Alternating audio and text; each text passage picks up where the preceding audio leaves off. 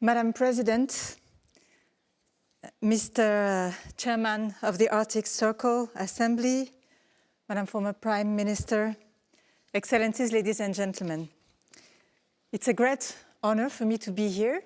Now I suspect that it was to get all of you used to the French accent before listening to President Macron, but I would still like to honor this invitation by sharing UNESCO's contribution to your discussions and to issues linked to the Arctic.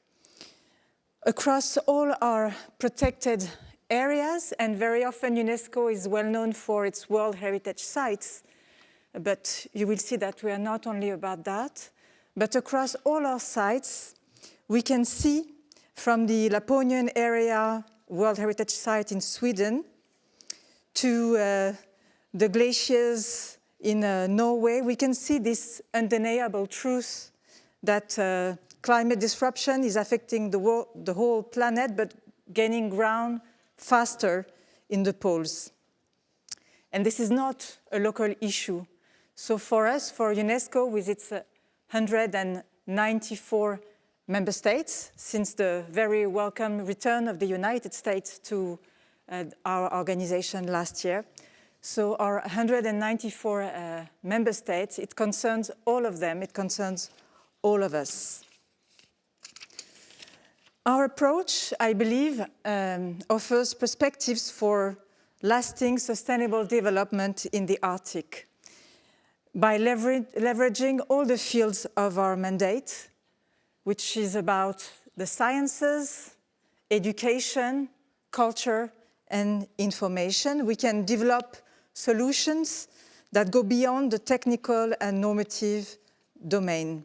And I would like to mention this afternoon only three lines of contributions, 3 ways I believe we can contribute.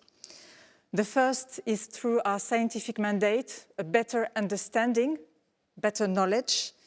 The second is in the protection of some vital zones, protecting some areas. And the third is also very linked to UNESCO's DNA and history, is capitalizing on the knowledge of indigenous people. So first, the science. The science, which in this fragmented world remains one of the few universal languages, and the scientists in this room know that very well. We are, with our scientific mandate, we want to contribute to better understanding of the Arctic. There are many ways in which we do that. One of them is taking advantage of a UN decade, which is taking place at the moment on ocean science, which we coordinate, UNESCO coordinates through our Intergovernmental Oceanographic Commission. And within this decade, we have a dedicated plan for the Arctic with ambitious research projects.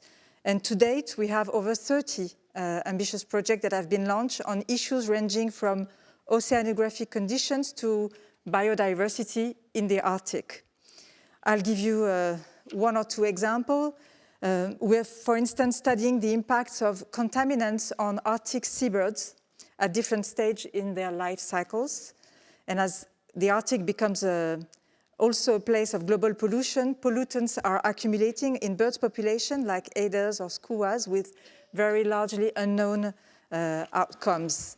And so this initiative combines fieldwork and population modeling with the results being shared with decision makers to inform policies on pollution and marine area. One of the other ways I would like to mention, because I'm here today in Reykjavik, is the supporting of capacity building, supporting scientists, supporting students, supporting researchers all around the world on these issues. And I'm very glad that we have in Iceland a great partner for that, with the GROW Category 2 UNESCO Center, some of them might know, which is our partner in training people from around the world in, of course, geothermal knowledge, because we're in Iceland and who's the champion of that, but also land restoration or gender equality in science. The second line of action for us is we're working across the Arctic region to protect glaciers and ice caps, tundras and bays, fjords and wetlands. And it's our second priority, the protection of specific zones. And it's especially visible through our networks of UNESCO designated areas.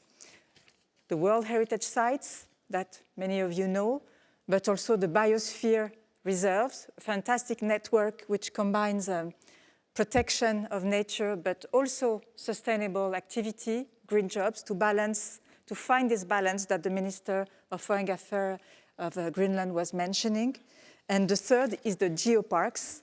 The geoparks, like one you have 1 hour away from here, which I visited yesterday, Reifkanes. Sorry, my pronunciation is very bad, but fantastic place, the global geoparks, where bringing together different stakeholders for us to learn and to protect also our geological diversity.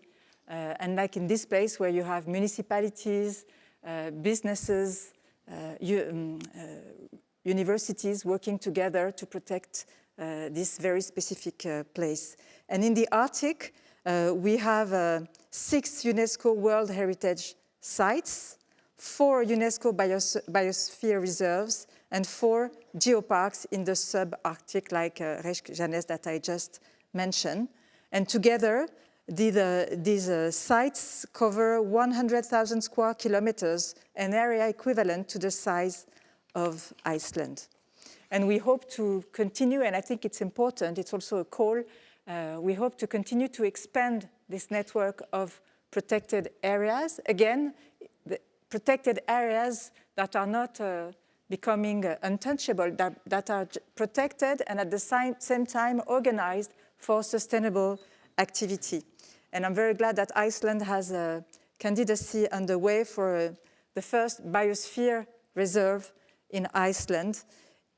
Will I try to pronounce the name? I'm not sure. Snæfellsjökull volcano. But for us, for instance, in France, very known because it's what you have in Jules Verne novel, Journey to the Center of the Earth. So this very historic, special place that could be one day, I hope in 2025, a UNESCO biosphere reserve. UNESCO sites in the Arctic are also a fantastic network for cooperation between countries, between the sites. It's the raison d'être of the North Atlantic UNESCO Trail, which connects UNESCO protected areas in Canada, Iceland, Greenland, and Norway to support the sharing of best practices for management and preservation. And in March last year, managers from these UNESCO protected areas also convened in Greenland to lay the ground for the Sisimiut process.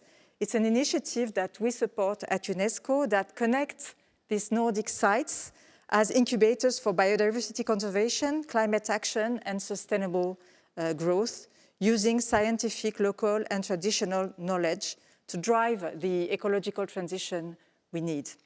And this leads me to my third and last point, the dimension that I would like to mention also this afternoon, the promotion of the knowledge of the Arctic's indigenous communities.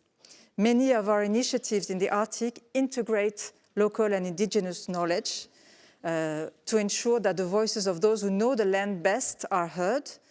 And as we know, for centuries, they have developed a wealth of living heritage tied to the ice, the seas, the skies, the seasons. We know that very well also, this at UNESCO, through what we do for indigenous language or for multilingualism in general. But from boats to language to fishing tradition, there is much we can learn on and capitalize on. There are reservoirs of understanding, yet there were, and sometimes still are, often neglected.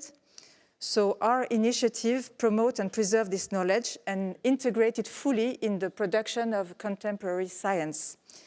I'll give you one or two examples again. In Nunavut in Canada, we are partnering with scientists and Inuit communities to better understand the danger of Azoulay, cracks in ice that are becoming increasingly hazardous as climate warms.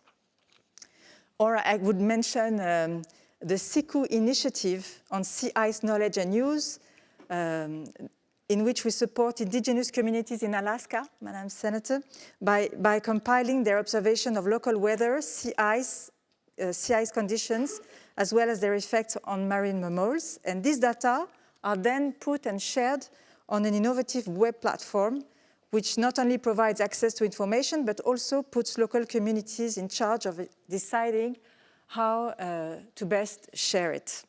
So a few, three ways into which UNESCO can support the work all the stakeholders are doing for the Arctic. And there would be others that I'm not mentioning here, but there's a whole initiative we are also implementing on education that has to be fully part of this. And I would conclude by quoting an author from Reykjavik, as Reykjavik is also a UNESCO Creative City of Literature. This author, Audrey once wrote, and I quote, "Chaos is not confined to the glacier's edge, nor might I add is environmental disruption. We have a small window, we can still act, and this is what you're doing. And we will have another window of opportunity next year, celebrating the International Year of the Glacier and the launch of the Decade of Action for Cryospheric Science. It was one of the discussions we had in Paris at the Polar Summit, and I'm very glad to be able to count on a new polar emissary here with us tonight, chère Catherine. So I invite you to join also our effort at UNESCO, which is another platform to contribute to the same goals. I thank you for your attention. Merci.